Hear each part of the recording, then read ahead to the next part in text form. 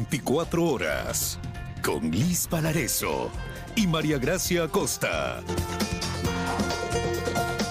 Amigos, muy buenas tardes. Aquí iniciamos. El presidente Lasso agradeció al gobierno de Estados Unidos por ofrecer $5 millones a la persona que brinde información sobre los autores intelectuales del asesinato de Fernando Villavicencio. Las hijas del ex activista político exhortaron a las personas a denunciar sin miedo.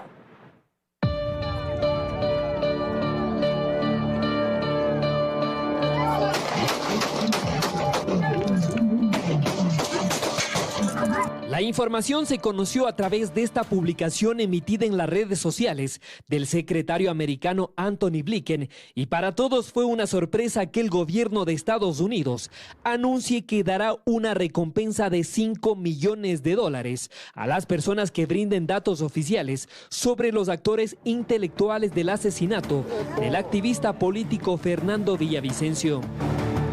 Esto obedece a un pedido que ha hecho el señor presidente al gobierno americano, que incluye la venida de un equipo del FBI para trabajar asesorando en algunas acciones al equipo investigador, especialmente a la Fiscalía y la Policía Nacional. De hecho, el presidente de la República, Guillermo Lasso, después de conocer la decisión del gobierno de Estados Unidos, también a través de redes sociales indicó que el FBI mantiene su colaboración en la investigación dentro del país por un pedido que hizo el gobierno y que la policía de Ecuador también está haciendo un gran trabajo por descubrir la verdad. Va a anunciar esta recompensa también a los gobiernos de Colombia y también a los gobiernos de Perú por parte del gobierno americano para indicar y buscar que exista esa cooperación tan importante en este momento. Salinas mencionó que la investigación avanza por buen camino y que a pesar de ser reservada, existe buena predisposición por parte de los familiares de Villavicencio. Recordemos que tenemos ya los autores materiales, tenemos las personas que colaboraron en logística, tenemos quienes daban las órdenes a los autores materiales, y lo que buscamos ahora es el tercer escalón, que posiblemente corresponda al autor intelectual o los autores intelectuales. De su parte, las hijas del ex candidato presidencial exhortaron a las personas que tienen información a perder el miedo y a denunciar a quienes ordenaron ejecutar este crimen. Por miedo, por amenazas, no han querido acercarse a rendir sus versiones o a dar información valiosa. Pienso que ahora es ese momento y hay una forma anónima, segura y además que podrían conseguir recursos económicos. Indicaron que esto no les llama la atención porque muchas veces Fernando Villavicencio, a través de sus investigaciones, brindó información valiosa al gobierno de Estados Unidos sobre casos de corrupción y de delincuencia organizada. Este tema del crimen organizado es tan grande que alguien tiene que subir la vara de la investigación. E insisten que las investigaciones deben avanzar rápidamente debido a que el 10 de octubre terminará la etapa de instrucción fiscal de este caso, que deja hasta el momento 13 personas detenidas.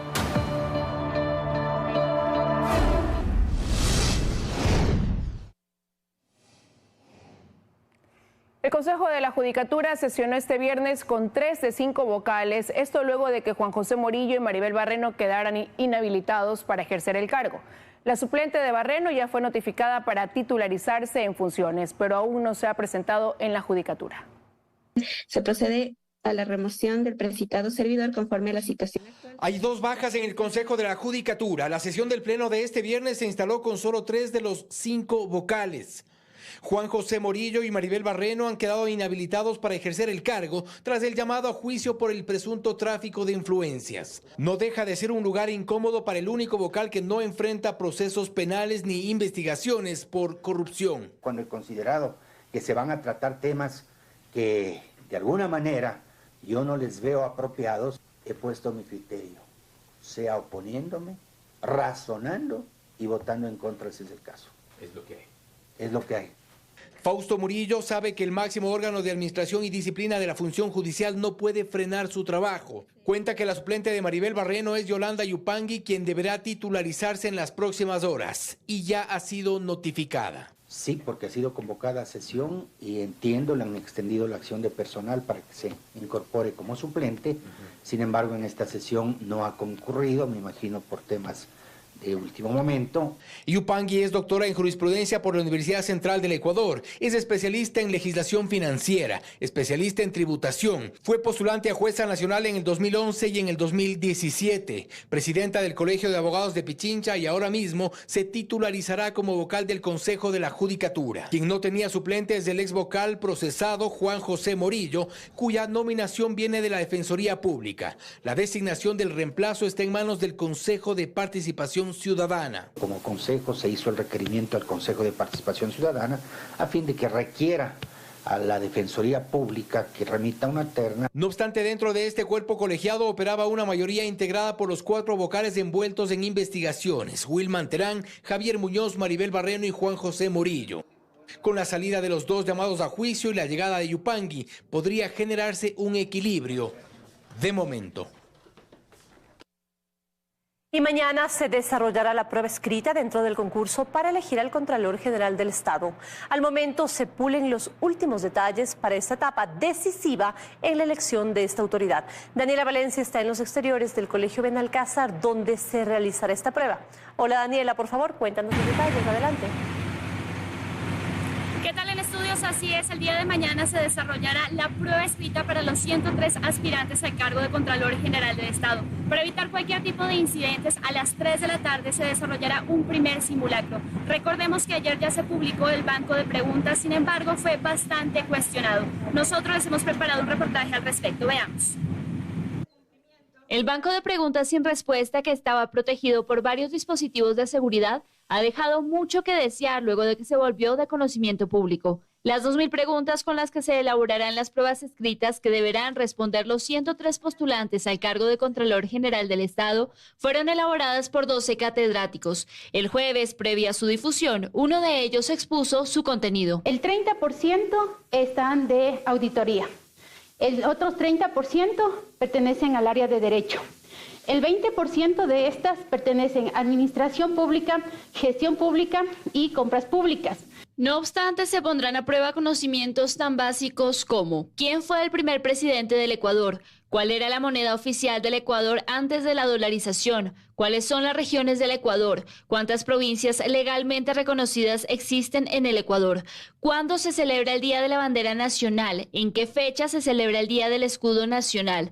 ¿A qué ciudad del país se le conoce como Atenas del Ecuador? ¿O cuál es el río más grande del mundo? Son solo algunas de las preguntas que pudimos evidenciar. Vemos que el concurso es una burla. Preguntas de 5º o 6º grado de escuela para escoger un contralor. Es decir, ¿qué tiene que ver esto con la actividad de Contraloría? ¿Qué tiene que ver esto con delitos contra la administración pública? Para el abogado penalista Ramiro García, esto solo demuestra cómo se está direccionando el concurso a un ganador preestablecido. Están desesperados por nombrar contralor a marchas forzadas, un poco mirando el reloj, y a la espera de que la Corte Constitucional tome una decisión sobre el Consejo de Participación Ciudadana y Control Social. Un concurso que está obviamente muy manipulado, con una premura exagerada. Vamos a tener un contralor previo a que incluso se puedan destituir a los consejeros que han incumplido con el dictamen 219 de la Corte Constitucional. La prueba de oposición se desarrollará este sábado a las 11 de la mañana. Luego de ello, la comisión tendrá un día para publicar los resultados.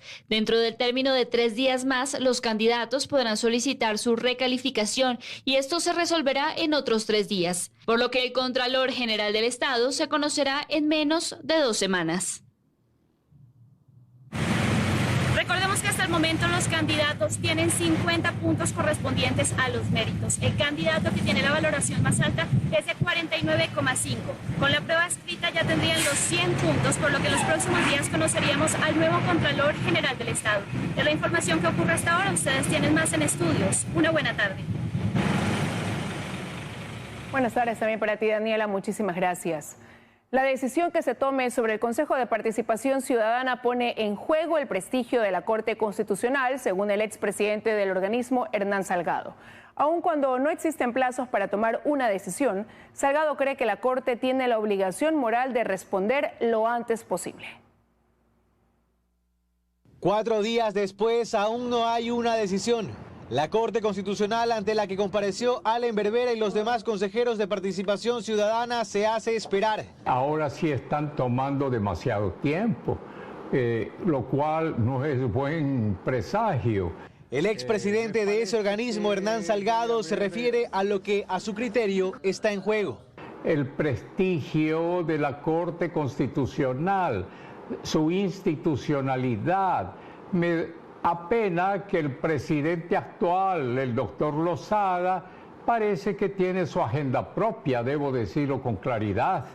En el centro de la polémica, la conformación de una veeduría ciudadana ordenada por un juez de primer nivel del Cantón Montecristi, quien acogió la acción de protección de una ciudadana que así lo pedía.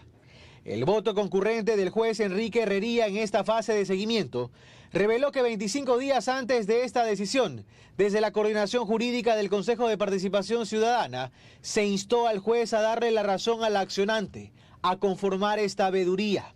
Por eso Salgado dice que no es que se ha facilitado la participación ciudadana, como se dice, sino que desde ese organismo se trianguló esta veeduría para revisar las decisiones del transitorio, aun cuando hay un candado constitucional.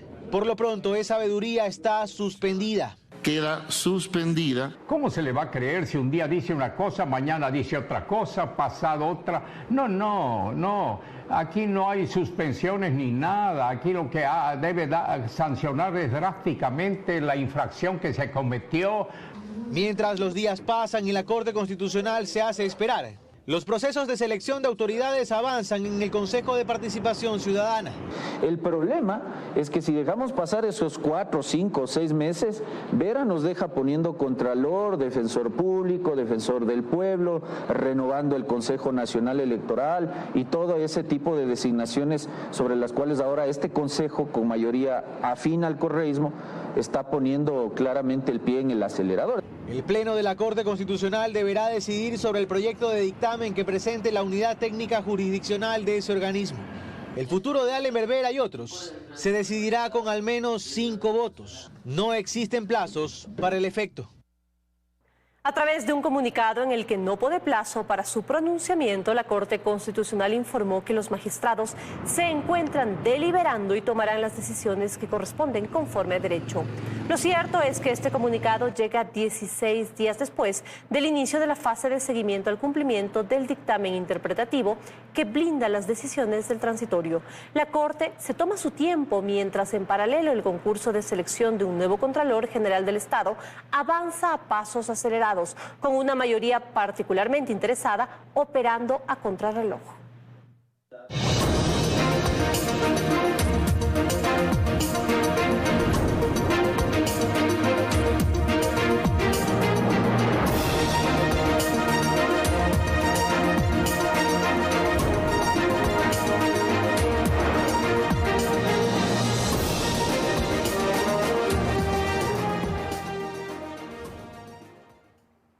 Este 1 de octubre será el simulacro de cara a la segunda vuelta y también los candidatos a la presidencia participarán del debate. La presidenta del CNE, Diana Tamaint, habló de los detalles que se ultiman. Nos conectamos con Karen Aro en el norte de Quito para que nos amplíe esta información. Hola, Karen. Hola, ¿cómo están en estudios, amigos televidentes en casa? Buenas tardes. En efecto, 2 hitos importantes se cumplirá de cara a la segunda vuelta electoral este domingo 1 de octubre. Primero, en horas de la mañana, el Consejo Nacional Electoral llevará adelante el simulacro. En este espacio se pone a prueba lo que tiene que ver con el sistema informático para el conteo de votos y también la operatividad de las juntas receptoras del voto. A partir de ahí podremos saber a qué hora se conocerán los primeros resultados ese domingo. Además, en horas de la noche se hará el debate presidencial. En el siguiente reportaje les cuento los detalles. Veamos. El Consejo Nacional Electoral todavía no ha definido la hora en la que el país podrá conocer los primeros resultados una vez que se cierren las urnas en segunda vuelta el próximo 15 de octubre. La presidenta Diana Tamaint dijo que se definirá este domingo, luego del simulacro que se hará para probar el sistema informático y de escrutinio. Al ser solo una dignidad de ser contado, esto nosotros garantizamos que será muy rápido el pronunciamiento del Consejo Nacional Electoral a través de sus cuentas oficiales. Explicó además además que el sistema está operativo y no fue necesario hacerle modificaciones o ajustes de la primera vuelta acá. Lo que sí, se verificará el tiempo de las mesas en el conteo de votos. Nosotros queremos calcular exactamente cuántos serían los tiempos precisamente en el simulacro, pero también el simulacro nos sirve para tomar tiempos y evidenciar en qué provincias todavía falta reforzar la capacitación. Durante el simulacro se pondrá a prueba el 50% de toda la operatividad en las provincias,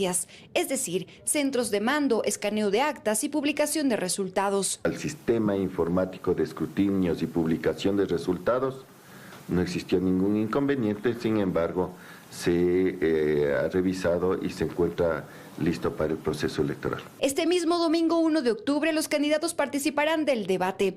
Está ya todo listo, dice Atamaín, y este sábado a las 10 de la mañana se hará un repaso para afinar los detalles. Y bien, en cuanto a la distribución de kits electorales y papeletas, la presidenta Diana Atamaín ha dicho que al exterior no se ha presentado ninguna irregularidad y que llegarán acorde al calendario previsto. En cuanto al territorio nacional, el día de ayer jueves ya llegaron los paquetes electorales a las provincias amazónicas y en este fin de semana se irán a las provincias del norte y también del Austro. Es la información a esta hora. Continúan ustedes con más. Que tengan una buena tarde. De igual manera, Karen, muchísimas gracias por la información. Y la acción de protección presentada por Yajaira Urresta de la Revolución Ciudadana, con la que se pretendía evitar la posesión de Patricio Carrillo en la Asamblea Nacional, fue negada. Así lo decidió hoy la jueza Sara Isabel Jiménez. La magistrada determinó que no ha existido vulneración de derechos por parte del órgano electoral ni del Estado en su elección, por lo que Carrillo sí podrá ocupar su curul en el Parlamento. 112,000 inmigrantes mantienen saturados los albergues habilitados en la ciudad de Nueva York. Para descongestionarlos, las autoridades empezaron a desalojar a quienes cumplieron el tiempo de estadía. Alcibiades Onofre nos informa a esta hora qué va a pasar con quienes regresaron a las calles. Hola, Alcibiades. Así es, saludos. Y la crisis migratoria aquí en Estados Unidos empieza a agudizarse, especialmente aquí en Nueva York, donde se ha declarado ya una emergencia por parte del alcalde de esta ciudad y se ha establecido ya un tiempo límite de permanencia de aquellas personas que no tienen hijos a su cargo en diferentes albergues. Pero no obstante, las dificultades se suman a que en algunos casos muchos han tenido el cierre de puertas de algunos hogares que no quieren recibirlos ni siquiera con dinero enfrente. Aquí tenemos los detalles. Se los ha visto en parques y esquinas pensando dónde ir. Luego de ser notificados por los albergues para inmigrantes que sus permanencias temporales ya terminaron. Son personas solteras que buscan rentar habitaciones y en ciertos casos, si no es con una referencia, ni siquiera se les abren las puertas. Dijeron que teníamos que desocupar por motivo de que estaban llenos y era la prioridad de la familia. Nos sacaron, dijeron agarren sus cosas y devuélvanlo. La alcaldía de Nueva York ha notificado a los indocumentados que en caso de volver por segunda vez a los albergues ya no tendrán 60, sino 30 días como último plazo para que consigan dónde vivir. No ha sido fácil porque te piden como garantía $2,000 para entrar otros 2,000 más. Tienes que tener prácticamente $5,000 para alquilar un departamento. Lo que difícilmente ocurre con quienes tienen familias que se conoce llevan viviendo del sistema largos periodos, porque los arrendatarios tampoco quieren alquilar si hay niños de por medio. Lo que más quiere es salir de aquí porque sabes que en un cuarto uno puede tener estabilidad de comer sus comidas, de hacer sus cosas y todo eso. Estas represalias suceden por problemas en que se han visto involucrados diversos grupos de inmigrantes que afectaron a la confianza de la comunidad, sostiene esta arrendataria. Toman mucho adentro del apartamento, mucha pelea. Ellos hacen lo que quieran, se fajan a beber en la calle y antes si usted lo encontraba con la cerveza en la mano, le daban un ticket. Ahora son cajas de cerveza que beben en la calle y explotan la botella también. En todo Nueva York hay más de 200 albergues para inmigrantes. Sus instalaciones siguen generando polémica porque no hay espacio para recibir a más personas de esta ola migratoria. Hasta la fecha se registran 113,000 refugiados. Recientemente las autoridades cerraron un asilo y desalojaron a los propios veteranos de guerra, entre otras personas sin hogar de nacionalidad estadounidense que permanecían en estos sitios para darle espacio a la llegada de estos nuevos grupos. Hubo reclamos. Fue muy vergonzoso lo que le hicieron a la gente de Island Shores. Ellos nos establecieron un tiempo para salir. Lamentablemente, ellos no serán reubicados. Hasta aquí con nuestro informe desde los Estados Unidos. Seguimos con más en 24 horas. Muchísimas gracias, Alcibiades, por ese reporte desde Estados Unidos. Amigos, es momento de hacer una pausa. Enseguida regresamos con más noticias en 24 horas.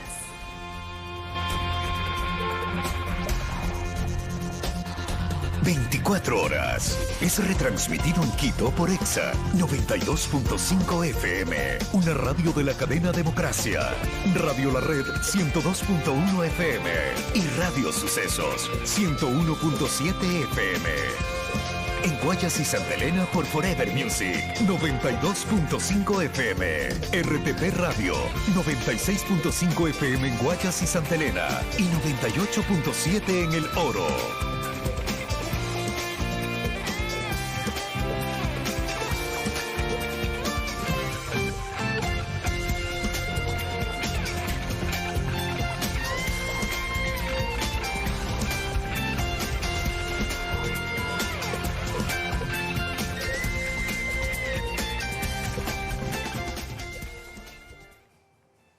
Estamos de regreso con más información. A pesar de la caída del precio del petróleo, de un déficit que cerrará en 3.000 millones y una caja fiscal sostenida con un préstamo del BID, el ministro Pablo Arosemena asegura que se deja una mejor economía que la que el actual gobierno recibió de Lenín Moreno.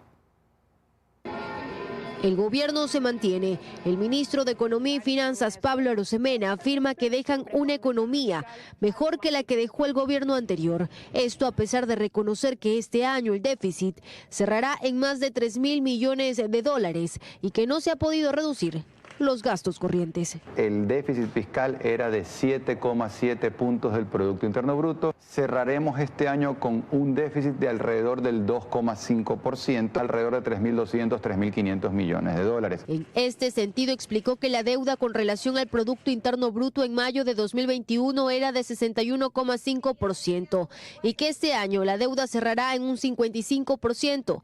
Esto a pesar de la caída en el precio del petróleo y el fenómeno del Niño. Renegociamos la deuda con China, logramos bajar la tasa de interés, aumentar los plazos de los créditos. Por otro lado, realizamos el mayor canje de deuda por naturaleza. Asimismo, en relación a la caja fiscal que se encuentra sostenida en estos momentos por un préstamo del BID y la deuda pública que recibirá el próximo gobierno en 1.700 millones de dólares, aseguró que al menos en esta última cifra se ha reducido en un 70% la deuda. Esto debido a la cancelación de haberes anteriores. GATS, Gobiernos Autónomos Descentralizados, Juntas Parroquiales, Municipios, Prefecturas, se le debía más de 600 millones de dólares de deudas del año 2015. Pero pensemos el ISFA, que es de Fuerzas Armadas, o el ISPOL, que es de la Policía Nacional, se les debía del año 2015, 2018, 2020. Hemos saldado todo eso, hemos puesto mucho orden. Finalmente, el ministro de Economía y Finanzas reiteró los 4.232 millones de dólares que han desembolsado al IES. Sin embargo, no se refirió al plan de pago para cancelar los 1.200 millones que se adeuda desde marzo de este año. El estiaje se adelantó un mes en Ecuador y esto ya se evidencia por la falta de lluvias en las cuencas amazónicas, lo que ha causado sequía en los ríos con caudales en los niveles mínimos. El gerente de SELEC explica las medidas que han tomado y nos cuenta que el consumo eléctrico ha tenido un incremento inusitado del 17% en los últimos meses. Mientras el litoral se prepara para el exceso de lluvia y posibles inundaciones, la cuenca amazónica que abastece a la mayoría de las centrales hidroeléctricas del país está secándose. Así se evidencia, por ejemplo, en este río que abastece a Coca-Cola Sinclair. Y también lo confirma el gerente de la Corporación Eléctrica del Ecuador. Ya estamos en una situación de estiaje. En la época de lluvias, la demanda ecuatoriana se abastece con 95% de generación hidroeléctrica. El día de hoy, 68% de producción con energía renovable, básicamente hidroeléctrica, más billonato que es eólico, 19.4% de producción de generación térmica, 12% de importación de Colombia. Actualmente la demanda nacional del país es de 4.000 megawatts y cada año se requieren 500 nuevos para atender la demanda. SELEC maneja 15 centrales de generación con agua por un total de 4.531,05 megawatts, cuando está en producción total. No tenemos otra alternativa por ahora, excepto, digamos, la recuperación del parque termoeléctrico. La energía que tiene el país es mayormente de origen hidroeléctrico. esto afecta como fuentes de energía para el suministro eléctrico en el país. Ahora, por el estiaje, la situación de las hidroeléctricas es compleja, pero también Selec tiene 14 centrales que funcionan a diésel, 7 con fuel oil 4, 3 con fuel oil 6, 6 funcionan solo con residuo, 1 con viento y 3 con gas. Por eso, explica Uquillas, buscan compensar la situación con soluciones con producción de otra fuente que no sea agua. Y así responde la pregunta del millón. ¿Hay o no hay apagones? Los técnicos lo que hacemos es encarar estas situaciones de manera responsable. La responsabilidad de Selec en la recuperación de su parque termoeléctrico es un elemento clave. En estos días saldrá un acuerdo ministerial con 3 o 4 medidas principales. La primera, la contratación mediante un proceso público, licitatorio, competitivo, transparente, de 300 megavatios de generación termoeléctrica. Además, buscarán importar 45 millones de pies cúbicos de gas para Termogas Machala y recuperar un par de turbinas siniestradas. Esperamos tener, María Gracia, esos informes preliminares ya la próxima semana. Petroecuador ya tiene muy avanzado una especie de barcaza cargada de gas natural que podría conectarse a través de mangueras flexibles y entregar estos 45 millones de pies cúbicos a Selec. Y además llaman a la conciencia ciudadana, pues ha habido un incremento inusitado del consumo de electricidad que pasó del 12 al 17%. Recuerdan que para evitar apagones también se requiere ahorrar. La próxima semana serán posesionados los nuevos miembros del Consejo Nacional de Salarios. Ellos deberán mantener 2 reuniones hasta el 30 de noviembre para definir el salario básico para el 2024. Los trabajadores sostienen que si no hay acuerdo, debe ser el gobierno de Lasso el que tome la decisión. Este martes en el Ministerio de Trabajo se eligieron a los representantes de los trabajadores y empleadores ante el Consejo Nacional de Salarios. Los nuevos integrantes estarán en funciones durante 2 años. Por el sector empleador están Paul Corral Ponce, Javier Rosero, Tania Pazmiño, Francisco Chiriboga, mientras que por el sector del trabajador se eligió a Marcela Arellano, Mesías Tatamuez, Edwin Salazar y Osvaldo Chica. Es la primera vez en muchísimos años que hemos logrado que se pongan de acuerdo todas las centrales sindicales en sus candidatos. Es la primera vez que habrán 2 mujeres en el Consejo Nacional de Trabajo y Salarios. Ahora este Consejo de Salarios será posesionado el lunes de la siguiente semana y su primera reunión será luego de las elecciones de la segunda vuelta, pues hasta el 30 de noviembre deben llegar a un acuerdo para definir si hay incremento o no en el salario básico unificado del 2024. Los trabajadores presentarán una propuesta técnica, sin embargo consideran que de no haber este acuerdo, esperan que Lasso antes de irse pueda solucionar si hay incremento o no. Debería por lo menos dejar fijando ese valor, más allá de que para nosotros no es lo justo, lo necesario, pero no creo que sería correcto que tampoco que el gobierno deje para el que va a entrar a finales del mes de diciembre. Y esto sustentado en la propuesta que hizo Lasso cuando fue candidato a la presidencia de incrementar el salario básico a $500. No fue una oferta lineal, no es que cada año suben la misma cantidad, porque porcentualmente varía. Entonces, partamos del hecho de que la ley dice que los comisionados, los 8 comisionados, toman la decisión. El salario básico unificado en el país es de $450. Si este nuevo consejo no llega a un acuerdo, Lasso podría tomar una decisión, pues estaría en el poder hasta mediados del mes de diciembre. Y por primera vez en el mundo existe una vacuna contra el cáncer de piel y estaría disponible para el mes de diciembre. Valerie Villalba se encuentra en el estudio y nos amplía esta información. Valerie, adelante. Muchas gracias. Y de hecho es Argentina el país en donde se iniciará la última etapa del ensayo clínico de la vacuna contra el melanoma, un tipo de cáncer de piel de los más agresivos, significando así un hito en la medicina y el inicio de aplicaciones prometedoras de otros tipos de cáncer en un futuro. Al año en ese país se registran de 1.200 a 1.500 casos de melanoma y 600 fallecidos. Y es que el melanoma se caracteriza por hacer metástasis, es decir, propagarse rápidamente a otras partes del cuerpo. Escuchemos a continuación a un especialista.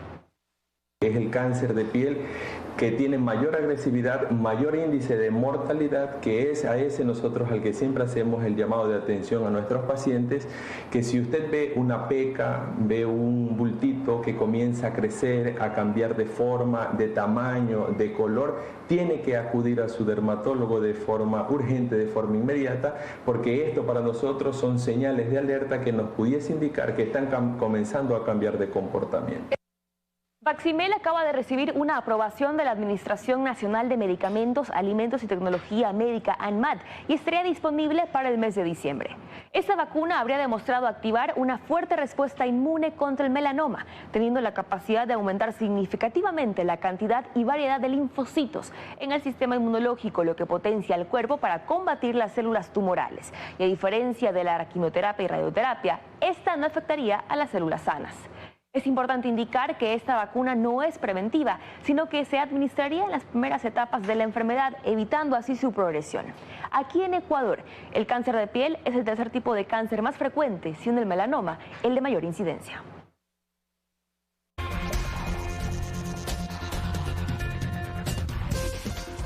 En Manabí, en medio de un estado de decepción por conmoción interna, 7 reos se fugaron del Centro de Privación de Libertad Tomás Larrea en Puerto Viejo. 4 de ellos están acusados de robo y violación. Al momento, la Policía Nacional ha logrado recapturar a 3 de ellos. Sucedió a las 9 de la noche de este jueves 28 de septiembre. En medio de un amotinamiento, 7 reos se fugaron del Centro de Privación de Libertad Tomás Larrea en Puerto Viejo, Manabí. Inmediatamente nos articulamos las unidades que nos encontramos en territorio, tanto el eje preventivo como el investigativo, asimismo el escuadrón motorizado, y podemos informar a la ciudadanía que se habrían fugado 7 personas privadas de libertad. ¡Por acá métase! ¡Por acá! Videos difundidos en redes sociales dan cuenta de lo sucedido. Se observa cómo los gendarmes recorren las calles en busca de los reos que intentaban esconderse en domicilios. Al momento se conoce que la Policía Nacional logró recapturar a 3 de los 7 reos que se habían fugado de este centro de privación de libertad. Se conoce que 2 de ellos son extranjeros. Estamos realizando las investigaciones necesarias para poder ubicarles a los 4 restantes, los cuales están acusados por robo y violación. Tras el amotinamiento suscitado en este centro penitenciario, familiares de los reos que se encontraban dentro expresaron su preocupación por el estado de sus familiares. Estamos pidiendo por lo menos una respuesta, pero no dicen nada. Esto ocurre en medio del estado de excepción por conmoción interna en las cárceles del país. El 21 de septiembre, el Ejecutivo renovó la medida por 30 días más. El INOCAR evaluará las condiciones del fenómeno del Niño a bordo del buque de investigaciones Orión. Bernarda Ceballos se encuentra en la embarcación. Bernarda, coméntanos por favor, ¿cuándo zarpará el buque? Muy buenas tardes. Amigos, ¿qué tal? Muy buenas tardes. Así es, el buque de investigaciones Orión zarpará el próximo sábado 30 de septiembre y hará un recorrido por la costa ecuatoriana, además por las Islas Galápagos. Se tiene previsto su regreso para el próximo 29 de octubre. Este buque navegará a través de 56 estaciones, realizando varios muestreos, esto antes de la llegada del fenómeno de El Niño. Les tenemos preparado a continuación el siguiente reportaje, veamos. Este es el buque Orión. Aquí más de 30 investigadores, técnicos e inclusive estudiantes determinarán la intensidad del evento oceano-atmosférico El Niño. El recorrido dura un mes. La primera parada será Salinas. Y para el martes 3 de octubre el buque emprenderá su viaje a Galápagos. La primera gran tarea del buque es la colocación o sembrado, se llama, de una boya oceanográfica. Boya que será colocada a 60 millas de la isla Isabela. También se colocará la boya de tsunami a 160 millas del archipiélago. Y eso nos va a permitir ir viendo cómo estas aguas cálidas que vienen del Pacífico Central van ingresando a nuestras aguas. Posteriormente, el buque Orión recorrerá un total de 56 estaciones oceanográficas ubicadas entre las Islas Galápagos y la costa ecuatoriana. En cada estación los investigadores sumergirán este equipo denominado CTD, que mide la temperatura, conductividad y densidad del océano. Puntos que el Instituto Oceanográfico de la Armada los tiene ya creados y en donde ellos han realizado ya monitoreos durante años. Nos permite analizar las anomalías que tenemos en los diferentes parámetros y eso a su vez nos permite ver cómo va a ir desarrollándose la intensidad del evento El Niño. Y aunque aún no se emita la alerta roja en el país, desde el INOCAR se asegura que el fenómeno de El Niño ya arribó a Ecuador. Y ya hay indicadores. Actualmente el nivel del mar ha incrementado. Está en 16 centímetros cuando lo normal es 1 centímetro. La temperatura del océano también ha aumentado. Lo normal para esta época es de 20 grados y actualmente se encuentra 2 grados por encima de lo normal. Se tiene previsto que las lluvias arriben a finales de diciembre y posiblemente se extiendan hasta mayo o junio del 2024. Se tiene previsto que a finales de octubre las autoridades emitan información preliminar acerca de la intensidad con la que arribaría el fenómeno El Niño al territorio ecuatoriano. Esa es la información que tenemos hasta este momento de la tarde. Ustedes continúan con más. Excelente jornada. Gracias, Bernarda. Para ti también que tengas una buena tarde. Momento de hacer una pausa. Enseguida regresamos.